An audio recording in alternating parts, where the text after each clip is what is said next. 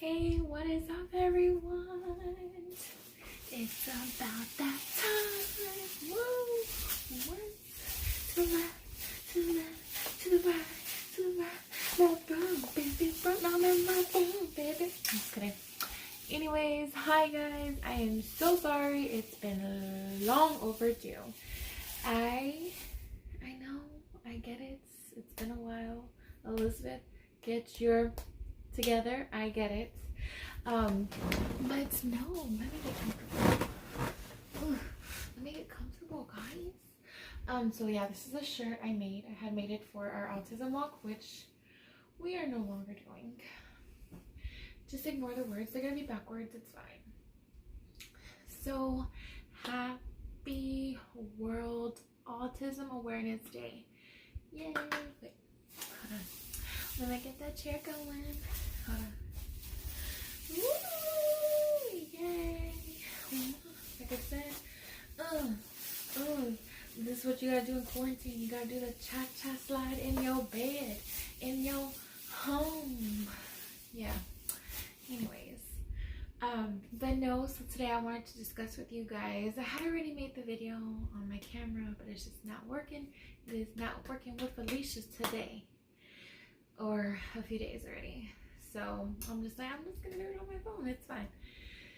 But anyways, I look like crap. I don't have the makeup on like I did in the thumbnail. Anyways, so I wanted to discuss with you guys the first day that I got diagnosed. I got diagnosed, or what? It felt like it was me, and it wasn't. But it really does. As a parent, you feel everything. I'm sorry if that bothers you back there. You have OCD, I'm so sorry. It just does not want to work with me. Anyways, so it was December 21st, 2018. He just turned 3 years old on the 15th, so it was a few days after his birthday. And let me just get right into it. It was the hardest day, one of the hardest days of my life. Emotionally, physically, just everything felt like it hit me, like literally hit me right in the face, right in la chompa, and it was hard. It was difficult. I cried. When the doctor was telling me, like, he was just like, oh, well, we're gonna discuss your results for Andrew, and I'm just like, okay, like he scheduled a day and this is when we got the results. But let me tell you, before the diagnosis, it took about a year to 6 months. I'm thinking it was a year because it felt like forever, guys. And he was focusing on his eating, he was focusing on his sleeping, and he was focusing on how much television he was watching. So it wasn't just like, oh, I'm gonna go in and test him for 2 hours and I'm gonna diagnose him. No, this was a process, and I think that's what I adored so much about it and respected the man so much for it, because he did not just do it within 2 hours, he did it within a time capsule. He broke everything down for me, for himself, to diagnose him with this, this diagnosis, and he's been doing it for years, and I highly recommend him to anybody. But like I said, let's get back to that day. He told me to invite all the immediate family that Andrew sees on a daily, family he sees, every weekend, just have them come. And I'm like, well, his Wella doesn't speak English. He's like, that's fine, I can translate. So he was very accommodating to us and our needs, and he even gave us all packets and in English and Spanish. Like, it was so amazing. But so yeah, like I said, it was a process, and he told us this day we're gonna do the diagnosis. So I went in there, guys, and I was like, it's okay, Elizabeth, like whatever he tells you, just be positive, go in with your head up high, and whatever it is, it's gonna be fine. Everything happens for a reason. That's like my go-to line, like my go-to phrase, my go-to quote, whatever you want to call it. Everything happens for a reason. And So when he was telling me, he's all like, okay, so the diagnosis for Andrew, he does have a global delay. And I'm like, okay, what do you mean by that? Be more specific, you know? I'm like, what are you saying? And he's just like, well, basically, he's delayed in everything. Speech, language, cognitive, you know, problem solving, you know, all of the I guess groups, and he was delayed in all of them. And he told me specifically like how far behind he was, where he was at, and I was just like oh my god, like I'm just like, oh my god, like really, like I thought it was bad, but like that bad, like I was like okay. And I was just like, you know what, it's fine, you know, he still hasn't said the big A word, so I'm okay with this. This is fine. This is something we can get through. We can just, you know, do tons of therapy. We can, you know, drill stuff in him, and then he hits me. He's all like, I also, and I'm just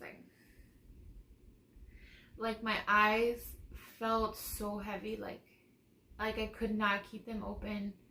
Like I was just like there, like just like praying. I was just like, Lord, like please, like whatever this is, just get me through this.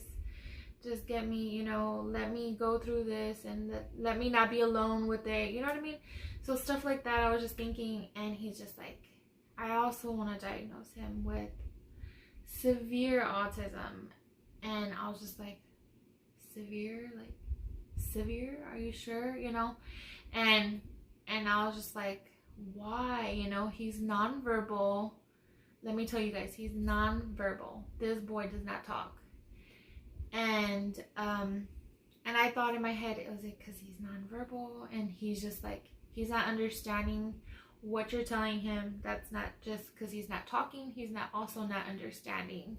I'm just like, but like severe, are you sure? You know, like my daughter's super crazy. Like he's not that crazy. Like she's super crazy. You know what I mean? Like, I was just like, oh my god, like. And I started breaking down. Like I was just tearing. Like I didn't want nobody to touch me. I wanted nobody to look at me. But everybody in that room, that's all they wanted to do was just look at me and look at my reaction. Inside, something in me just felt like it just went. I'm not being dramatic. Like if you're already a parent of a child with autism, like I'm pretty sure you guys felt this feeling. Like it was just like your world just felt like it just shook up a little bit.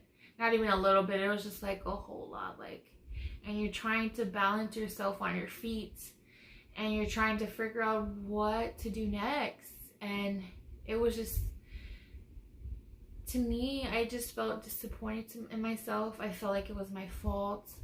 I felt like I did this to him. I have MS. Like I did this. I gave him this. He's born with this because of me. And he's just like, well, we're also gonna run a blood test that Medicaid and the insurance does not pay for sometimes. And we're just like, what? He's like, yeah, it's a lot of, it's a few thousand. I'm just like, okay, like, you know, in my head, I'm like, I want to know why. I want to know how, like. And he was just like, this blood test will be able to tell me if it's you or dad, if it's genetics from you or from dad, like it'll be able to tell me. And I'm just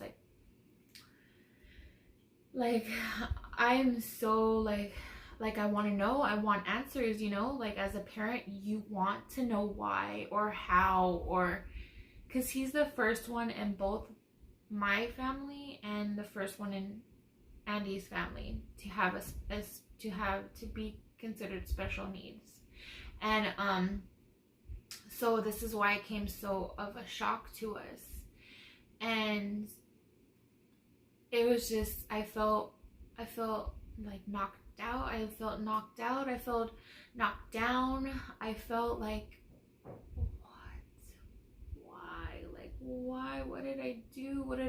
Is this my karma? Is this, what goes around comes around? Is this what that is? Did I do this bad in my life for this to happen, And anyways, so we did do the blood test. The results came back weeks later, and I was so like you know, relieved at the same time, but I was just like, do I want to know the results? Like, is it gonna change anything? Is it gonna change anything about my relationship with his dad? Like, is that what it's gonna come to? And I know I shouldn't have, but I did, and I feel so bad. Even until this day, I still feel bad for doing that. I called dad and I was just like, oh my god, like, I don't know what to do. It was just a bad prank that I should have never did, because I feel bad for it now. It's like, this is why you get your karma, bitch. But it's just, I don't know. Like, because dad is a very complicated person. Like, I see like a little bit of Andrew in him, but that's just probably just me being paranoid. I'm like, no, it's true. It's from dad. It's from dad. But then I'm like, oh my god, I do certain things, you know. Oh my god, do I have autism? You know what I mean? Like, everybody was like that. My mom's like, oh my god, like, I do these certain tics too, and oh my god, do I have autism? And you know, like, we start thinking like that. It's just like, no, girl, get it together, Felicia. I was like, if you was not the victim, honey, quit making this about you. But and I was just like, oh my god, Andy, like, I was like, it's all your fault. And he's like, what do you mean? I was like, the results came back and it turns out that the genetics came from you. And he was just like, oh, I knew it. I knew it was gonna be from me. And I'm just like there, like, I'm like, he's like, I just knew it. I knew something was different and it's my fault. I'm just like, I'm just kidding. I'm sorry. It's not you. It's not you or me. He's just like, I really thought it was going to be because of me. And I'm just like, I'm sorry. But no, he's just those one out of, what do they say now? 1 out of 57 kids that have autism. Yeah. And it wasn't me or dad. It was not genetics. And, you know, when I heard those results, I felt so relieved. I felt so, okay, Elizabeth, it's not you. It's not dad. It's nobody's fault. He's just, you know, out of all these 57 kids, I'm going to pick you, Andrew. Like, that's what it felt like. And the doctor was just like, you know, we're going to do this. We're going to do that. We're going to get him in this. And, you know, I was breaking down. Everybody was staring at me and everybody was dealing with it on their own pace and their own heads. But me, like, everybody was just like, it's okay, Elizabeth. Like, it's gonna be okay. We're gonna get through this. But to accept that, like, at that moment was so difficult. It took me a long time. I literally went through all the phases, you know, feeling like it's my fault, feeling angry, feeling sad, you know, not accepting it. Like, oh, for the longest time, I did not accept it. I was just like, no, like, it can't be, like, this can't be the reason. But then he started showing more signs. He started showing more red flags. You do the more research, the more and more you notice and read upon. It's just like, okay, that's why he does that. Oh, okay, that he does that too. Okay, Elizabeth. Okay. Okay, yeah, you're right. He does do that too. Yeah, you know. And then the quicker you get through the acceptance, guys, like, the easier life will be for you. That's like the best advice I can give to a new parent that has a child with special needs that recently got diagnosed. The quicker you get to the acceptance, the quicker and healthier and happier and better your life will get, because once you accept it, you're just like, I already know what I gotta do. Okay, so I'm gonna accept this, and this is how we're gonna take it on, and we're gonna ride this. That's what we're gonna do. But the quicker you get there, the easier it will be for you. And that's the best advice I can give to new parents. So that was my story. And as soon as I saw Andrew, I couldn't let him go. Even though he has autism, he's just like, no, like, leave me alone. I'm just like, just let me hold you for like 3 more seconds, please. You know, he's just like, Ma, don't. Just leave me. Let me breathe, you know. I'm just like, no, you're going to love me for like 4 more seconds. Hold it. And, so, and I was crying with him, and he was just like, look at me like, are you okay? Like, are you falling apart here, mom? You know, it was like that. And it's just so funny because he's like, he knows how to read me very well. Like, out of all my kids, out of all 15,000 kids that I have, because it feels like that, out of both my kids, he's the one that knows how to read me the best, and he doesn't even have to talk. It's crazy. Like, he knows when I'm upset. He's just like, you know, he's very timid. He's just like, okay, she's mad. I'm not gonna go bother her. I'm not gonna do anything bad because she's mad.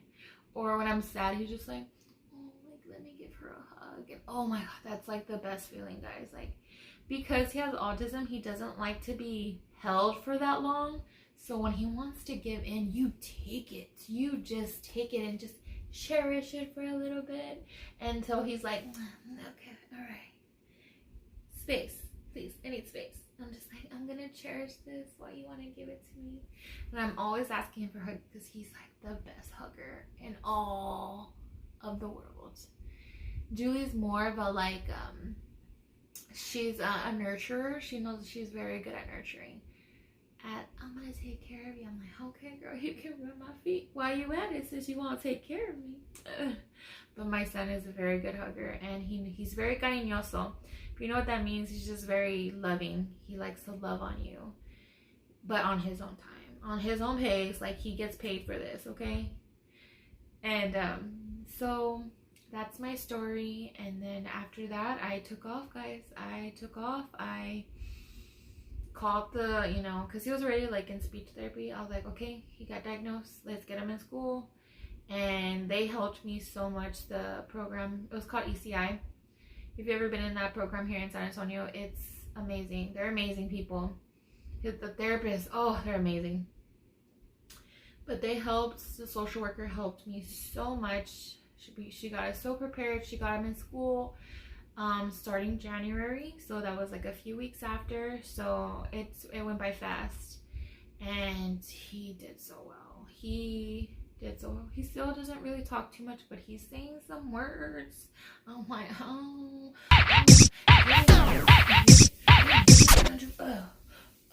we gon' dab, Andrew, dab, you know. And he's just like, mom, you're like so embarrassing. I'm just like, it's okay, deal with it. You just gonna be me for the rest of your life, honey. Get used to it. And yeah, there's a reason why I'm his mother, and there's a reason why Julie's his sister. And I can say that from the bottom of my heart, because, you know, kiddos with autism, they love to be hyped up, like go, go, go, go, go. When he's drinking a drink or drinking water, because he hardly drinks water, I'm just like, go, go, go. He's just like, okay, I'm going. So he loves to be hyped. And I don't just say this about Andrew, because I volunteer at his school when there was school. And I would hype up the little kids sometimes, and they'd be like, I don't get this, so I'm gonna take your hypeness, girl, because you my hype man. I'm just like, go, go, go. Or, you know, like, yay, you know, stuff like that. They just love to be hyped. I mean, I do too. I wish I had a hype man, but I don't got no hype man. The only hype man I have is Julie on when she feels better about hyping me up. But other than that, like, he is an amazing kid. They both are. They are each so different. And there is nothing about them that is alike in any shape or form. Just that the only thing that is alike and similar is the love they have for me. I'm gonna be very cocky about that, because they love me. They love me, and I'm pretty sure Dad can agree with me. They love me more than him. It's just true.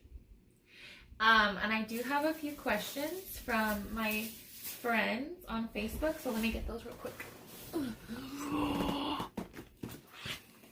Don't judge my bunza. Okay, first question. Did you or Dad have a hard time accepting? I think Dad took it harder, honestly, but I think it's like the whole machismo thing in him, like the super machismo thing in him. It's a very prideful thing for him. At least that's how I read him. He's very hard to read sometimes. Sometimes I can get through him, and sometimes I'm just like, what? It's like, huh? Yeah. Dad had a very hard time accepting it. I think he's still not fully as to where I am at. Like, he can get mad at him, and I'm just like, Andy, you still need to teach him the way it's supposed to be done. And he's just like, no, he should already know. And I'm just like, you need to teach him. If this is the first time he does it and you get after him, there's just no way that you could, that's even right. Because one, he has no idea what he did, and or what he did, and he doesn't know that it was wrong. So I have to explain that to him so many times. And I was like, if he does it again, then that's when you get after him. Because it's just like, buddy, you know this is wrong already. We've discussed this together. It's wrong, okay? So I believe Dad had a harder time accepting it. And the man in him came out. So, I mean, that's a question specifically you would have to ask Dad. And we can totally ask him another day. But we did have a hard time. I for sure did had a hard time, and it took me a long time. Okay, second question. How do you soothe Andrew?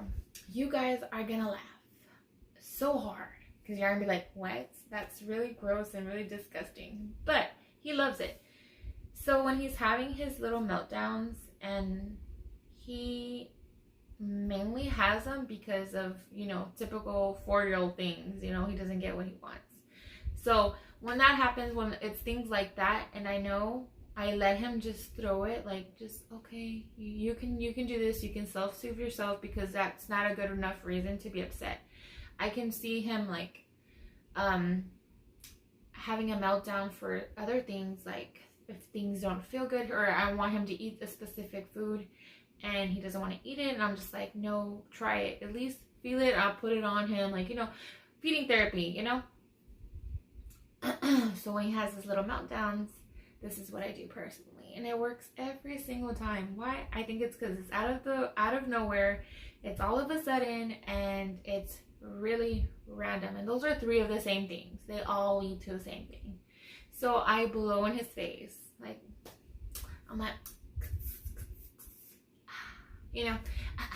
before I do it, it's fine. I'm his mama.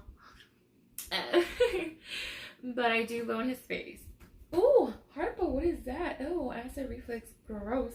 Anyways, so I blow in his face, and he's just like, like when you open up a window and you're on the highway, and that wind comes out of nowhere. It's just like, oh, it's too much. I need to close my mouth. It's kind of like that. So I'm just like, and he's just like, you just see his little eyelashes, like he's gonna fly away or something. He has really long eyelashes. So I blow in his face, and if that doesn't work, I usually grab him like a bear hug, and I kind of just squeeze him really tight and let loose. I squeeze really tight. If you can guess that movie, good for you. And let loose. Okay. Question number 3: who is the most strict?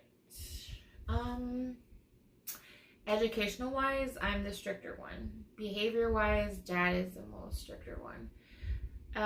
Educational wise, I push him a little hard, and I do that a lot, and he gets irritated with me, but I'm like, get it together. And he gets so annoyed with me. But when it's educational wise, I'm very stricter. Dad's just like, no, it's fine, like, he'll do it later. I'm like, no, he needs to do it now. And behavior wise, it's vice versa. Like, he can get after him for spilling something, and and I'm like, like, you don't get after him because you're throwing a tantrum with him, like, or when he's throwing a tantrum, Dad gets a tantrum too. I'm just like, you can't do that. When you have a child with autism, you cannot throw a tantrum as much as you want to with them and yell at them, scream at them. You want to do that because of how frustrated and built up anger you get, but it doesn't work no matter what. It doesn't work, and I figured that out. It just doesn't work. It's just like fighting fire with fire. It just gets bigger, right? So you basically have to be the water or the fire hydrant and calm it down. You have to talk into a melatonin voice, because if not, they're just like, what are you saying? So behavior wise, dad is a lot stricter. He's like, you shouldn't be doing that. I'm just like, okay, well, you need to tell him that. You don't yell at him, or you don't basically yell at him. You don't do that. So I have to like teach him as a child, and for him to teach his child, it's just a chain reaction I don't like going through overs and overs again, but it happens. We're adults, we're humans, you know. Everything is new for us sometimes. So okay, question number 4. Is he sensitive to food and clothes? He's a picky eater. I don't know about sensitive, but he's a picky eater. I can't really read him of why he doesn't like foods, because I can't say it's not the crunch, because when it comes to like fried chicken, he won't eat the chicken, but he'll eat the crust around it because it's crunchy. But then he won't eat granola bars. So it's just like, it's just no. Or, you know, he has his days where he wants to eat spaghetti, and then he has his days where he just like, what the hell? No, this is gross. This is slimy, you know? So, but he's learning the idea that he can use his fork to eat foods. And he discovered certain specific foods like tomatoes and lettuce by using a fork. So he's like, I don't have to touch it with my hands. I don't got to feel that sensitivity. I can just use this fork and it's in my mouth and it's delicious. So he figured that out on his own. Clothes, I would say he used to be really sensitive to long sleeves and jackets. He had to learn the hard way to figure out that it's cold as balls outside and I need to wear a jacket. So he had to figure that out on his own, unfortunately. What is his favorite food? It's French fries, and it's his enemy. It's his enemy, because I don't know if y'all seen him. He went from to that. So yeah, he's just growing on them. I tried tricking him, and it works sometimes. I changed like French fries into veggie chips, and they look so alike, but they don't taste the same. Let's just say. But he likes them. They look like fries, so he likes them. But it is French fries. That's his favorite food of all time. He can eat that all day, every day, if you let him. Number 6. What kind of therapy is he in? Well, before all of this virus, he was in occupational and he was in speech. He didn't qualify for physical therapy, so which it made me feel really positive about it. It gave me some faith there. Question number 7. Why is speech therapy so important? Communication is important, period. For anything, you can tell them when you're hurting, you can tell them how you're feeling, you can tell them if something has, something bad's happened. You can tell them, just, have to go potty, stuff like that. Specific stuff like that is why it's so important, because we don't know when somebody hurts them, and we wouldn't know why, or if it was his fault or the other kid's fault, or adult or something. This is why communication of any sort, it can be ASL, it could be our speech device, which we use from school. We don't really use it here at home because there's nothing too much here for us to use. Like there's teacher. I'm like, no, I'm like, I need something with mom, dad, eat and drink, and there's none of that here. Just, restroom, stop, home, some, no, yes. There's specific sums that I could use on here, but I don't know if he just doesn't like her voice or what, but I don't know, because, he's like there, like he's just like pressing it. Like sometimes I'm in my room, right? All you hear is, stop. I'm like, bro, who was you talking to over there? There is nobody over there. Or is there? Dun-dun-dun. Anyways, but yes, communication in general is important to anybody. Okay, question number 8. Are family and friends supportive? Yes. This is for them. Yes, they are. So we're very supportive. Don't look at my arm fat. I'm gonna judge y'all. Don't judge me. They are very supportive, and I love them from the bottom of my heart because they are very supportive, and I love them each and every day for that. My best friend actually, you know, she went to go do her own research aside after the diagnosis. We cried together actually when I got the diagnosis, and we cried together. And she went to go do her research. She's like, I didn't know autism was until you told me about Andrew. I didn't know what it looked like. I didn't know, specific signs or, anything like that. And I'm just like, yeah, there's just so much to autism. It's crazy. Like I said, like we have our 5 senses, but they have 1,001 senses in that one sense that we have. So, you can just imagine yourself like either closing your eyes and what do you hear? What do you think could bother them? Cover their ears and see the vision and stuff. What could bother their vision? Wear a glove with one hand and wear one without, and you can tell like there's certain things that like, oh wow, I didn't really pay attention to that, but they paid super deep attention to that stuff. It's crazy.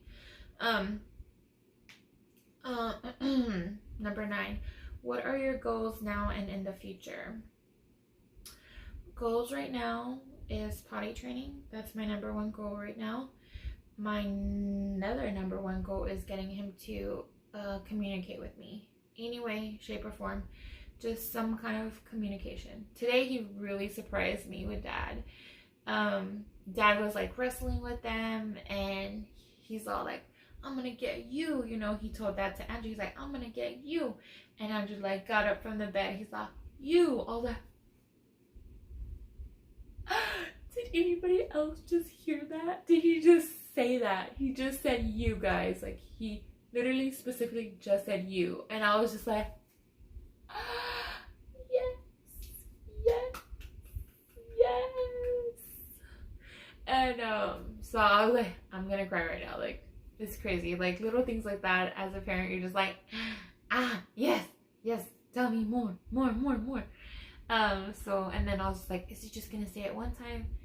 And then Dad goes back at him, you, and he goes, you. I'm like, you keep saying it. It was a highlight of my day, honestly. Actually, of my weeks. That was a highlight of my weeks. Yeah. So things like that get me excited, and I just like, yes, round of applause for you. Well, that's all the questions I have, but on my ending notes for my parents out there that are a little curious or a little confused about your kiddo, if they're, the milestone checklist that you do with your pediatrician office, if the communication levels on there, the scoring is low, I highly recommend getting speech therapy. No matter if the doctor's like, no, it's not high enough to get speech therapy. It's not low enough to get speech therapy. I'm just like, it's there. If you feel like it's not coming, if it's not coming fast enough, if you think, okay, like he should be doing something, just ask for therapy, dude, because you're gonna need it. If the longer you wait, like the harder it's going to be. And I know that from experiences from both children, because Julie wants to come early and stuff, so she needed therapy too. But the sooner you can do it, and I feel like that's where it comes into fault for me, because I'm just like, why didn't I see it earlier? Why didn't I catch the signs earlier? Or why didn't he show these specific traits earlier? So I went back on myself. I bashed myself because I was just like, if this is something he was born with, why didn't I catch it earlier? Guys, like I said, if you feel like your child needs therapy, speech therapy, do it now. And try your best, do visual boards, do pet cards. You can find them online anywhere. And yeah, so I'll show you guys a little bit of what I do here at home with speech. There's actually this really cool video I want to show you guys. But I want to try it on him first before I want to show you guys, because if it don't work for him, I don't want you to be like, oh, it didn't work for him, why is it gonna work on my child? You know what I mean? But like I said, every single one of them are different. I'm sorry if I lowered my voice. It's because I'm there asleep right now, and I should be asleep right now, but I'm doing this video for you guys because I love you and I really want y'all to know. So for new mommies out there, hang in there. You're almost there. The quicker you accept it, the quicker and easier things will be for you. And just know you're not alone, even though no matter how many times people tell you you're not alone, you have us. It's gonna feel like you're lonely most of the time. And for your husbands, they need, you know, sometimes they need some pictures, you know, be like, hey, this is what is going on and this is how your son thinks. And you know, it's hard to go into that subject because their dad is a little difficult. Like, I'm like, I don't know how much more I can do to explain it to you, or you know, get you to be on the same page as me. And I'm pretty sure a lot of dads are like that, and pretty sure there's like a lot of dads that are like, I got this, you know. Like, there's just, you know, everybody has their, you know, their ways of coping, their ways of understanding. So just, you know, be patient with them. Don't force anything. If they don't want to, then they don't want to. So that's probably like the best advice I can give you guys. I love you for being here and watching my story, or listening to my story, watching me tell my story, basically. So I love you, and I will pray for you all. And you can do this. You can do this. If you need any advice, any help, any video, you need specific, you want me to try first, let me know. Put the comments in below. Go follow to my page on Facebook and Instagram. I love you guys. Mwah. One more cheer tonight. Yeah. You're like, girl, you need some makeup. I know, honey. You don't gotta tell me. Bye. And here's my makeup. I realized it looks like a gingerbread and not like a puzzle piece. And my friends also supported autism awareness with their makeup. It looked and came out so amazing.